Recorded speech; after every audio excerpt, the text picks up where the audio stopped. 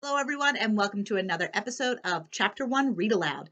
Today, I'm reading you a book that's not only a Newbery Honor winner, but also a Coretta Scott King Award winner. It is the book Piecing Me Together by Renee Watson. This book is a YA book, just a heads up, so it's meant for grades 9 through 12. Jade believes she must get out of her poor neighborhood if she is ever going to succeed. Her mother tells her to take advantage of every opportunity that comes her way, and she has. She accepted a scholarship to a mostly white private school and even welcomed Saturday morning test prep opportunities. The problem is some opportunities feel more demeaning than helpful, like an invitation to join Women to Women, a mentorship program for at-risk girls. Jade knows that it's really for Black girls from bad neighborhoods. Maxine, her college graduate mentor, is a Black woman and wants to help, but that doesn't mean that she understands Jade. There are things Jade could show these successful women about the real world, such as how to make a real difference in people's lives. So here it is, Chapter 1 of Piecing Me Together. When I learned the Spanish word for succeed, I thought it was kind of ironic that the word exit is embedded in it. Like the universe was telling me that in order for me to make something of this life, I'd have to leave home, my neighborhood, my friends. And maybe I've already started. For the past 2 years, I've attended St. Francis High School on the other side of town, away from everything and everyone I love. Tomorrow is the first day of junior year, and you'd think it was my first day as a freshman, the way my stomach is turning.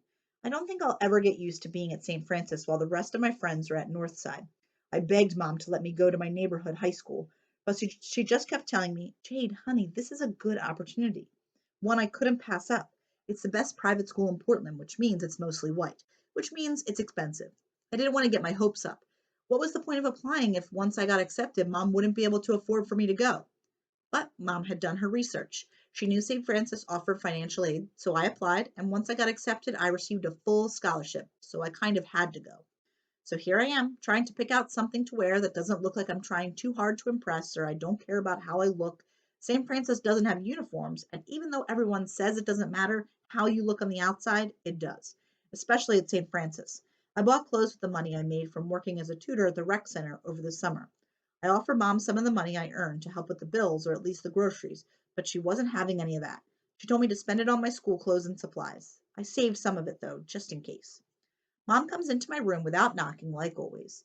I won't be here tomorrow morning when you leave for school, she says. She seems sad about this, but I don't think it's a big deal. You won't see much of me this week. I'm working extra hours. Mom used to work as a housekeeper at Emmanuel Hospital, but she got fired because she was caught stealing supplies. She sometimes brought home blankets and small lotions that they give to the patients. Snacks, too, like saltine crackers, juice boxes. Then one of her coworkers reported her.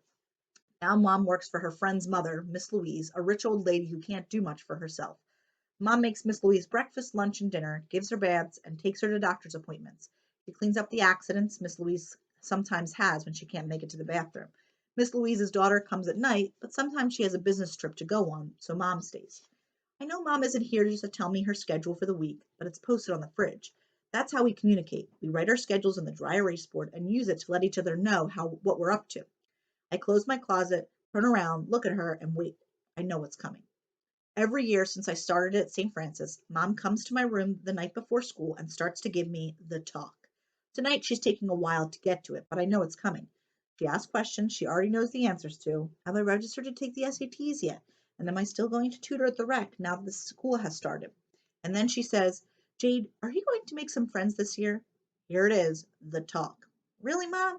Yes, really, you need some friends. I have Lily. You need friends who go to St. Francis. You've been there for 2 years. How is it that you haven't made any new friends? Well, at least I haven't made enemies, I say. Mom sighs. I have friends there, Mom. They're just not my best friends. It's not like I go to school and sit all by myself in the cafeteria. I'm fine, I tell her. Are you sure? Mom asks.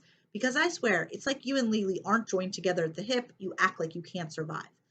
Mom doesn't understand I want to leave Lily to look at Mom doesn't understand that I want to have Lily to look at when something funny happens, something that's only funny to us.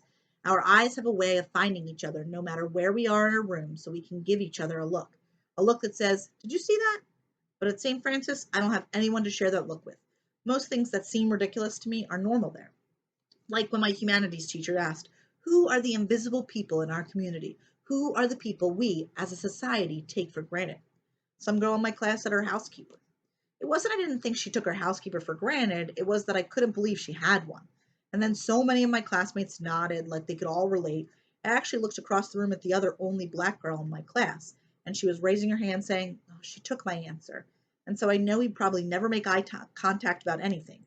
And I realized how different I am from everyone else at St. Francis, not only because I'm black and almost everyone else is white, but because their mothers are the kind of people who would hire housekeepers.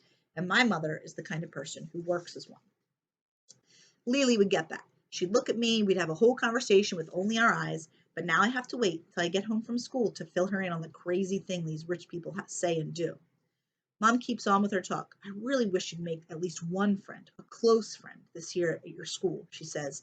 Then she says goodnight to me and walks into the hallway where she turns and says, "Almost forgot to remind you. Did you see my note on the fridge? You have a meeting with Mrs. Parker during lunch tomorrow." "On the first day of school? About what?" Mom shrugs. "She didn't give me details. Must be about the study abroad program," she says with a smile. "You think so?" For the first time in, well, for the first time in ever, I am excited to talk to Mrs. Parker. This is the year that teachers select students to volunteer in a foreign country and do service learning projects. That was the thing that made me want to attend St. Francis. Well, that and the scholarship. When we met with Mrs. Parker, my guidance counselor, I think she could tell I was not feeling going to school away from my friends. But she knew from my application essay that I wanted to take Spanish and that I wanted to travel, so she said, "Jade, St. Francis provides opportunities for our students to travel the world." She had me at that. Of course, she didn't tell me I'd have to wait until I was a junior. Mrs. Parker always has some kind of opportunity to tell me about. Freshman year was an essay writing class that happened after school. Sophomore year was the free SAT prep class that met on Saturday mornings. Saturday mornings. She likes to take me downtown to the Arlene Schnitzer Hall whenever there's a speaker or poet in town telling me I should hear so and so because kids in other cities in Oregon don't get these kinds of opportunities. I know Mrs. Parker is looking out for me, that she promised Mom she'd make sure I'd have a successful 4 years at St. Francis, but sometimes I wish I could say, "Oh, no, thank you, Mrs. Parker. I have enough opportunities. My life is full of opportunities. Give an opportunity to someone else." But girls like me with coal skin and hula hoop hips, whose mamas barely make enough money to keep food in the house, have to take opportunities every chance we get. Before Mom walks away, she says, "I'm going to pick up some groceries after I get off work tomorrow. Anything you need me to get?" Did you see what I added to the list on the fridge?" I ask, smiling. Mom laughs. "That was you? I thought maybe it was EJ who wrote that." EJ is my mom's brother, but I have never called him Uncle EJ. He is 20, so we are mostly like siblings. He started staying with us when he dropped out of college. Well, let him tell it. He took a leave of absence because it's been a year and I haven't heard anything about his trying to go back. Instead, he's busy making a name for himself as a local DJ. Mom walks to her bedroom. "Mint chocolate chip ice cream. I'll see what I can do," she says. "If I have enough money, I'll get it. Promise." I finish getting ready for school, thinking to myself that I know all about Mom's promises. She does her best to make them, but they're fragile and break easily.